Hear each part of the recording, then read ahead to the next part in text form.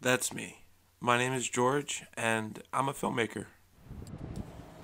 Even though most of my videos are sketch comedy and things with a lighter tone, I decided I wanted to film something with a bit of a more serious message. I'm 27 years old, and I live in Baltimore. I've lived here pretty much all my life, and I can say with sincerity that I love this city. Ever since I was 24, I've been struggling with addiction, mainly with opiates. Recently, I decided to join a group therapy program called First Step.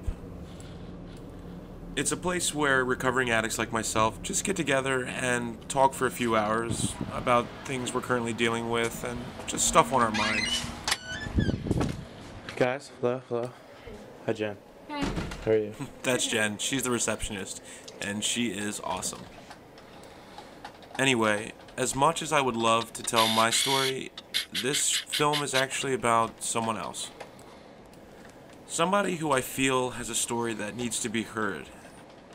Someone that can help show me that there's more to addiction than just chemical dependence. Oh, yeah. Really? Crazy not to be here.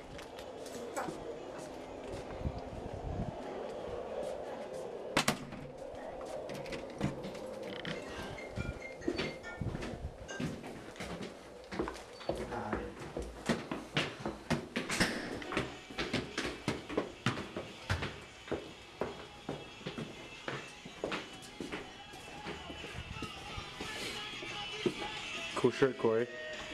Thank you, brother. So this is Corey. He's one of the coolest guys I've ever met. He's genuine, he's uplifting, he's high-spirited, but he has a past that tells one hell of a story. It's not so bad. I figured you guys could get a better inside look on what exactly Corey has to share, but unfortunately, due to some of the strict program rules for confidentiality purposes, I wasn't able to film during the session, which is understandable. So I decided to sit down with Corey one-on-one and let him explain his story directly. Alright. Just tell everybody your name and your age.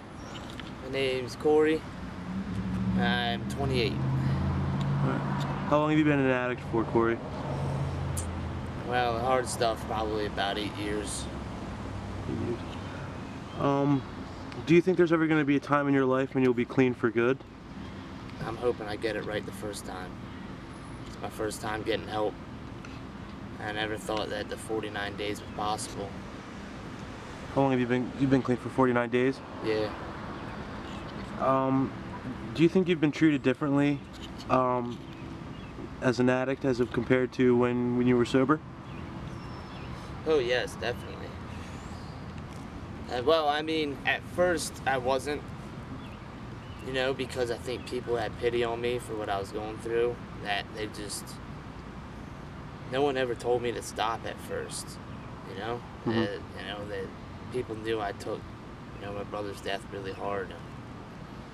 And then when it started getting out of control, then, you know, I was, you know, actually I was talking to a girl the other week, and, you know, she was all flirting with me and everything, and she was telling me her troubles. I for some reason slipped up and said, you know, I was doing the NA thing. The second I said that, she took like 2 steps away and goes, "Oh, goodbye." 8 years ago, Corey's brother died. He fell down a flight of steps and he hit his head. The following segment is how Corey dealt with the situation. I mean, I totally blame myself for it.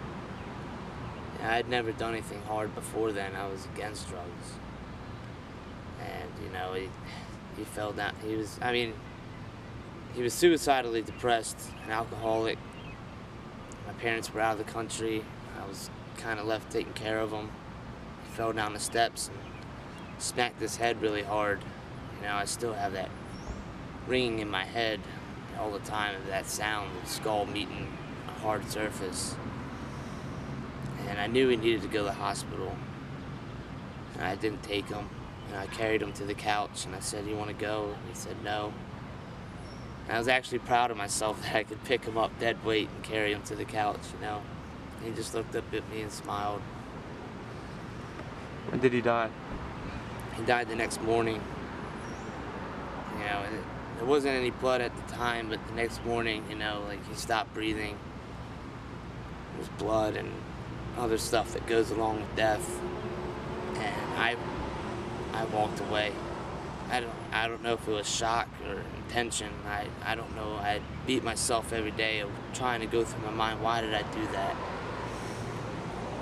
I walked away. Do you blame yourself at all for your brother's death? 100%. You know, I felt like I abandoned him. And when when his body went cold, it just hit me like a bag of bricks. You know, like what did I just do? Like a nightmare just hit. And I was having panic attacks, nightmares, night terrors. You know, I was drinking from morning to night. Nothing was making it any better, and I started drug-seeking behavior. What can I do to take this pain away? And I also had a dream that I met Jesus, and he told me that I was going to hell for what I did. I got a Celtic cross right around my neck to remind me of that every day.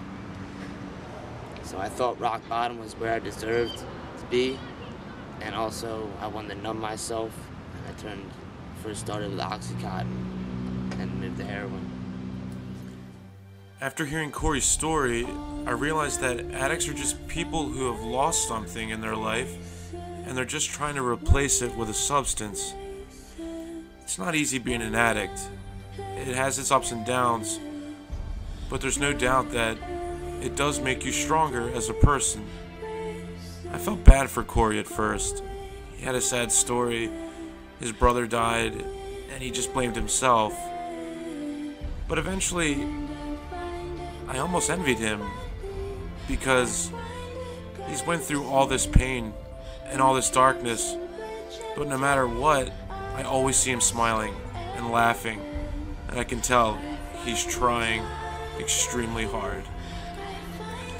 I guess the point of this film is to remind myself and to remind the audience that addiction is a part of my life, but it does not define who I am.